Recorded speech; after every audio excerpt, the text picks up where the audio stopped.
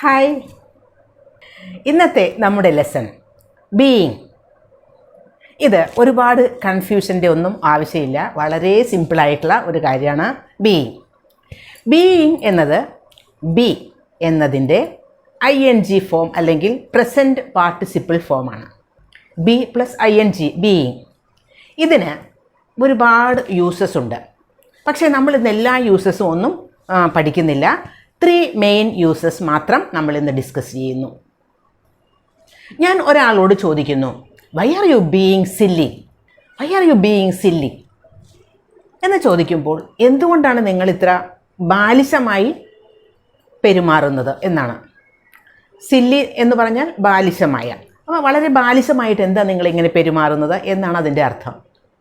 അപ്പോൾ അയാളുടെ ബിഹേവിയർ അല്ലെങ്കിൽ അയാളുടെ ആ ഒരു സമയത്തെ ഒരു പ്രവൃത്തി, ഒരു ആക്ഷൻ, അതിനെയാണ് നമുക്ക് അത് കാണുമ്പോഴാണ് നമ്മൾ അങ്ങനെ ചോദിക്കുന്നത്, why are you being silly.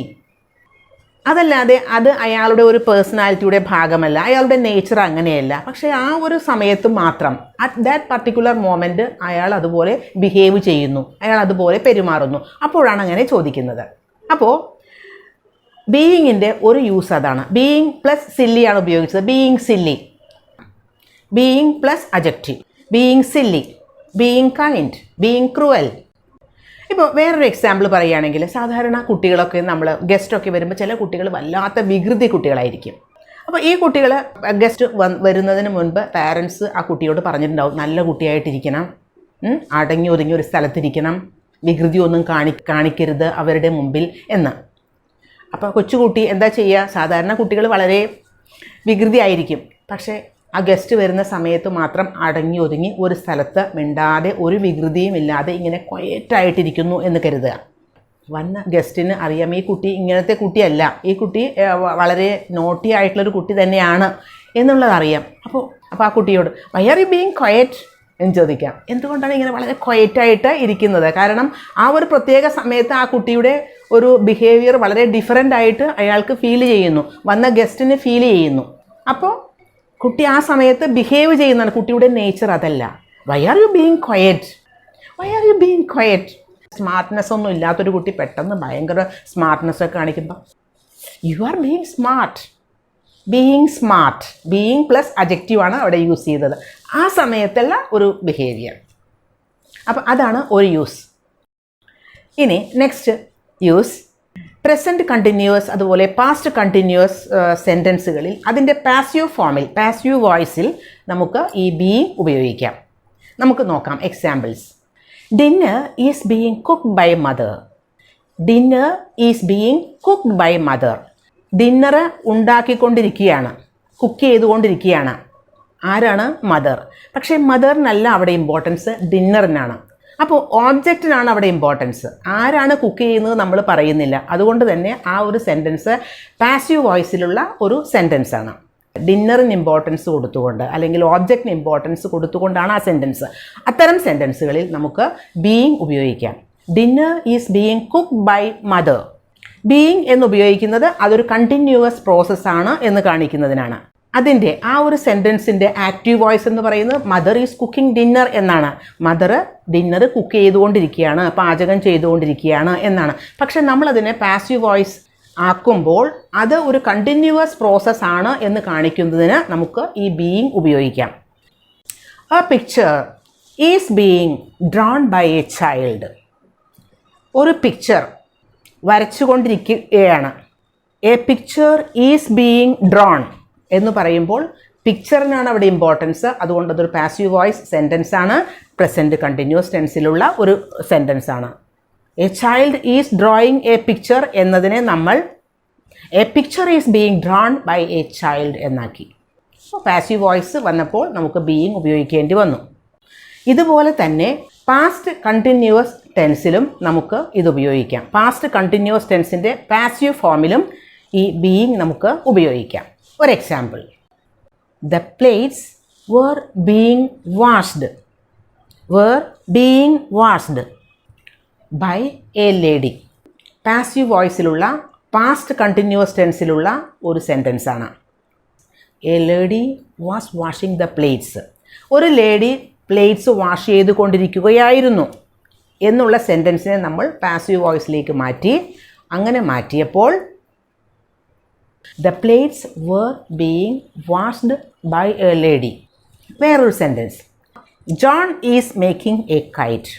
John ഒരു കൈറ്റ് ഒരു പട്ടം ഉണ്ടാക്കിക്കൊണ്ടിരിക്കുകയാണ്.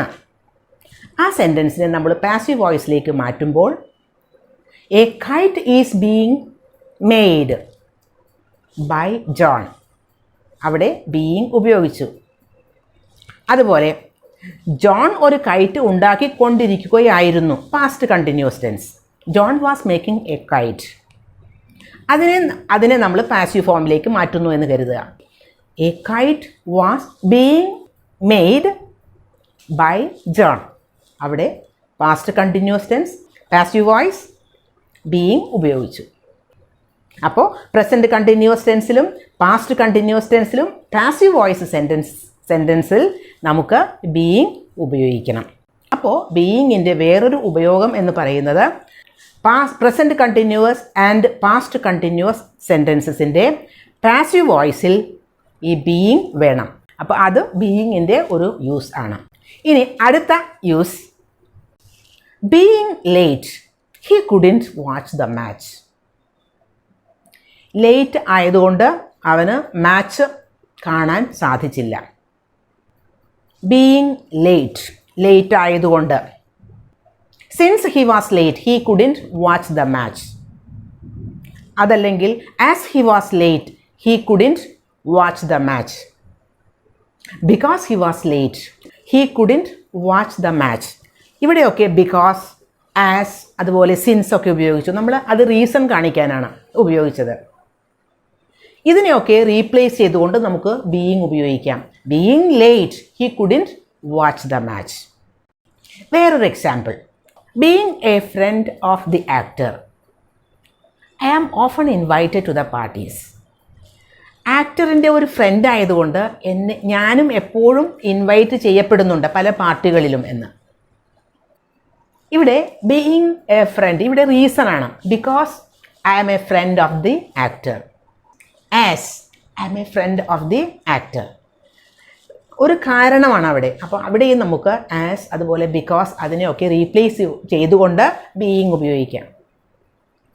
Because I am a friend of the actor, അതല്ലെങ്കിൽ as I am a friend of the actor എന്ന് പറയുന്നതിന് പകരം being a friend of the actor. അവിടെയും നമുക്ക് സിൻസ്, ആസ്, ബിക്കോസ് എന്നീ വേർഡ്സിനെ replace ചെയ്യുന്നതിന് വേണ്ടി ബീയിങ് ഉപയോഗിക്കാം. അപ്പോൾ നമ്മൾ 3 യൂസസും അത് ഡിസ്കസ് ചെയ്ത് കഴിഞ്ഞു. പിന്നെ ഈ ബീയിങ് ഉപയോഗിക്കുമ്പോൾ വളരെ കോമൺ ആയിട്ട് വരുത്തുന്ന ഒരു മിസ്റ്റേക്ക് ഉണ്ട്. For example, I was being upset with him. അവനിൽ ഞാൻ അപ്സെറ്റാണ് എന്ന് പറഞ്ഞാൽ അവൻ്റെ കാര്യങ്ങളിൽ ഞാൻ വളരെ അപ്സെറ്റാണ്. ഞാൻ അപ്സെറ്റ് ആവുക എന്ന് പറയുന്നത് നമ്മുടെ ഒരു ഫീലിംഗ് ആണ്, അല്ലേ? അങ്ങനെ ഫീലിങ്സ്, നമ്മുടെ പേഴ്സണൽ ഫീലിങ്സ് പറയുമ്പോൾ ഒരിക്കലും ബീയിങ് ഉപയോഗിക്കാൻ പാടില്ല. ഐ വാസ് ബീയിങ് അപ്സെറ്റ് അല്ല, ഐ വാസ് അപ്സെറ്റ്, അങ്ങനെയാണ് പറയേണ്ടത്. I was upset with him, I was being upset with him എന്ന് പറയാൻ പാടില്ല. കാരണം പേഴ്സണൽ ഫീലിംഗ് ആണ് അപ്സെറ്റ് ആവുക, സങ്കടം വരിക, അതല്ലെങ്കിൽ ദേഷ്യം വരിക എന്നൊക്കെ പറയുന്നത്. അപ്പോൾ അവിടെ നമുക്ക് ബീയിങ് ഉപയോഗിക്കാൻ പാടില്ല. I am being delighted to meet you, അത് ഒരു റോങ് സെൻറ്റൻസ് ആണ്. കാരണം ബീയിങ് ഉപയോഗിച്ചു, ഡിലൈറ്റഡ് ആവുക മീൻസ് നമ്മൾ വളരെ സന്തോഷിക്കുക എന്നല്ലേ. അപ്പോൾ അതൊരു പേഴ്സണൽ ഫീലിംഗ് ആണ്. So I am delighted to meet you എന്ന് മതി. അപ്പോൾ നമുക്ക് ഒന്നുകൂടി ഏതൊക്കെ യൂസസാണ് നമ്മൾ പഠിച്ചത്?